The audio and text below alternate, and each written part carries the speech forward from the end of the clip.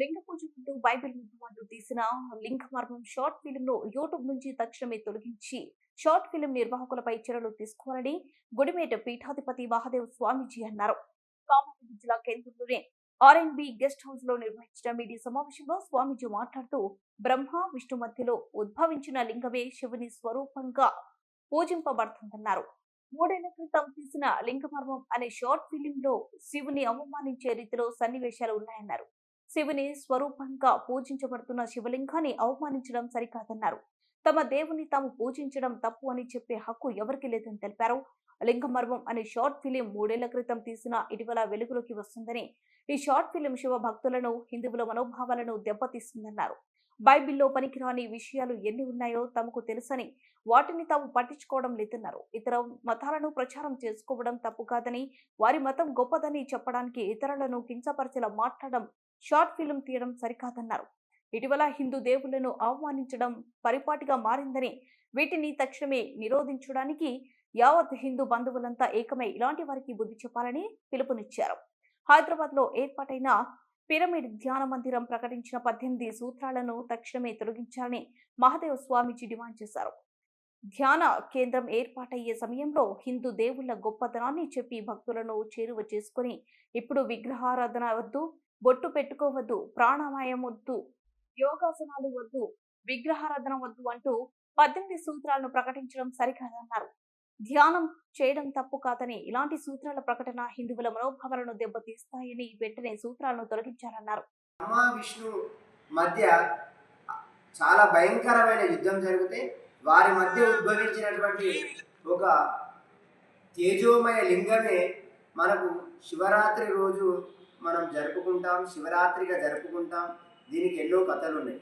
అంటే బ్రహ్మ విష్ణువుకు మధ్యలో ఉద్భవించినటువంటి లింగమే, వాళ్ళని శాంతింపజేసినటువంటి లింగమే, అది మహాలింగం అంటాం మనం. అదే శివుని యొక్క స్వరూపంగా పూజింపబడుతుంది. అదేవిధంగా ఇంకా చాలా కథలు ఉన్నాయి. అందులో వీళ్ళు సప్త ఋషుల యొక్క భార్య అని అక్కడ చాలా అసభ్యకరంగా చిత్రాన్ని చిత్రించడం జరిగింది. కాబట్టి దీన్ని యూట్యూబ్లో నుంచి తీసేయగలరు. అదేవిధంగా పరమతాలను ద్వేషిస్తూ మరియు కించపరుస్తూ మరియు మతాలకు మధ్య విభేదాలు తెస్తూ గొడవలు పెట్టే విధంగా ఇలాంటి చిత్రాలు ఎవరు కూడా తీయకండి. అలాంటివి తీసుకోవాలనుకుంటే యేసు మర్మమని తీసుకోండి, మీ మత ప్రచారం మీరు చేసుకోండి, మీ ధర్మ ప్రచారం మీరు చేసుకోండి, మేము అద్దడం లేదు. కానీ హిందూ ధర్మానికి, శివభక్తులకు వ్యతిరేకంగా వాళ్ళ మనోభావాలు దెబ్బతీసే విధంగా ఇలాంటి చిత్రాలను మాత్రం తీయకండి. మరి నిర్గుణ నిరాకార పరబ్రహ్మమే శివలింగం. లింగ మర్మము, నిజమైనటువంటి మర్మం ఏమిటంటే నిర్గుణ నిరాకార పరబ్రహ్మ స్వరూపమే లింగం. కాబట్టి మరి బ్రహ్మ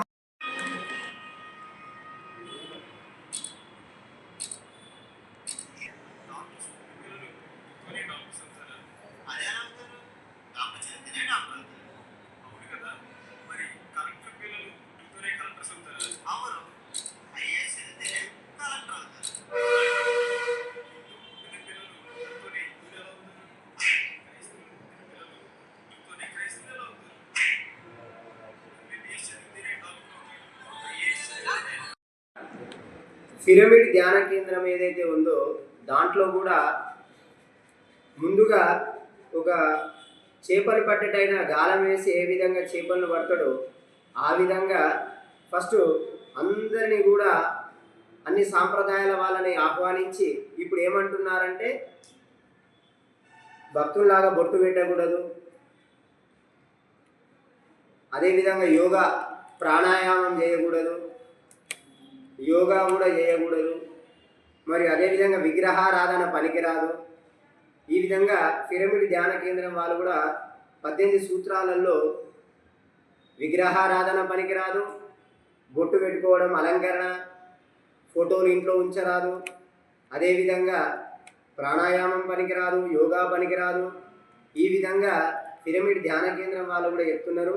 కాబట్టి ఈ 2 విషయాల్లో హిందూ సంఘ పెద్దలు, హిందూ సంఘాల వాళ్ళు, ఔరు భక్తులు మరి ఏదైతే సనాతన ధర్మానికి ఇది చాలా నష్టం కలిగిస్తుంది. కాబట్టి అందరూ కూడా భక్తులందరూ ఆలోచించండి. విగ్రహారాధన వద్దు అంటే దేవాలయాలు ఏం కావాలి, మరి దేవాలయాలు ఎందుకు నిర్మించారు, వాటి యొక్క గొప్పతనం ఏంది మనం తెలుసుకోవాలి. అలాంటిది మన ధర్మానికి వ్యతిరేకంగా వీళ్ళు దుష్ప్రచారణ చేస్తున్నారు. కాబట్టి వీళ్ళు మరి హిందూ సంఘాలు కూడా దీన్ని శ్రద్ధ వహించి మరి దీనిపైన స్పందించాలని కోరుతూ అందరికీ జై మహాదేవ్. ఉద్భవించినటువంటి మహా రూపమే లింగ రూపం. ఆ నుంచి మనం శివరాత్రిగా చెప్పుకుంటాము, శుభరాత్రిగా చెప్పుకుంటాము. మా ధర్మంది మాకు లింగం నచ్చిందయ్యా మేము పూజ చేసుకుంటాము. మీకెందుకు అంత దురద, అంత దూల? ఇంకో మతానికి కించపరచకండి. అలా చూస్తే బైబిల్లో ఎన్ని పదాలు పనికిరానటువంటి విషయాలు ఉన్నాయో తెలుసు, కానీ అలాంటివి మేము బయట పెట్టలేదు కదా. కాబట్టి ఒక మతానికి ద్వేషించి గొడవలు తీసొచ్చే విధంగా చేయకండి. దాన్ని వెంటనే యూట్యూబ్లోకి తీసేయాలి. దీనిపైన ఎవరెవరు చూస్తున్నారో భక్తులందరూ కూడా వీళ్ళపైన కఠినమైనటువంటి చర్య తీసుకోవాలి. వీళ్ళకి శిక్ష పడాలి. ఏ ప్రాంతాల వాళ్ళు వీళ్ళపైన పిటిషన్ కేసులు వేయాలి.